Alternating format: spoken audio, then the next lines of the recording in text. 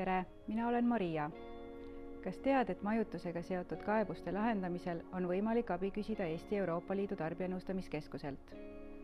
Tarbijana on oluline teada, et kui sa broneerid majutuse internetis vahendusportaali kaudu, siis lepingu sõlmid sa ikkagi konkreetse majutust pakkuva ettevõttega. Näiteks booking.com kaudu Hispaanias korterit broneerides sõlmid sa lepingu Hispaanias registreeritud kauplejaga. Selleks, et majutuse valikuga kõik õnnestuks, pea meeles järgmist. Esiteks, enne majutuse broneerimist tutvu põhjalikult hotelli reeglitega, mis puudutavad tühistamist ja kohale mitteilmumist. Kui otsustad reisile mitte minna, teavita hotellipidajat tühistamise soovist aegsasti. Vaata oma broneeringu tingimustest, kas saad majutuse tasuta tühistada. Tihti viitab odavam hind sellele, et tühistamisel raha tagasi ei saa.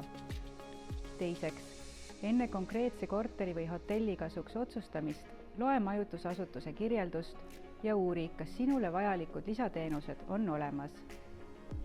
Näiteks, kui sinu jaoks on tähtis tasuta wifi, hinnas sisalduv hommikusöök või lemmiklooma lubamine majutuskohas, siis peab see olema lepingus selgelt välja toodud.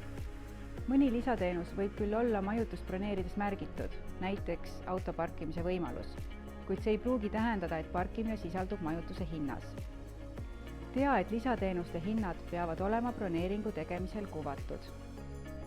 Et sa kvaliteedis ei pettuks, veendu enne majutuse broneerimist, kas tegu on hotelli, külaliskorteri või kodumajutusega ning tutvu põhjalikult vahendaja leheküljel olevate fotodega.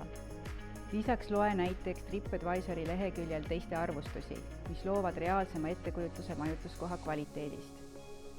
Kui siiski juhtub, et sa ei ole majutuskoha kvaliteediga rahul või see ei vasta kirjeldusele, võta kõigepealt ühendust majutusteenuse pakkujaga, et anda võimalus puuduste kõrvaldamiseks. Näiteks, kui hotellituba on koristamata, saab hotell pakkuda sulle teist tuba. Pea meeles, et puudused tasub kindlasti esitada ka kirjalikult ja võimalusel üles pildistada. Kui koha peal ei õnnestu probleemi lahendada, siis Euroopa Liidu siseste vaidluste puhul saab abi paluda Eesti Euroopa Liidu tarbijanõustamiskeskuselt. Loe lisaks meie kodulehelt www.icc.ee. ICC.net tasuta nõu ja abi Euroopa tarbijale.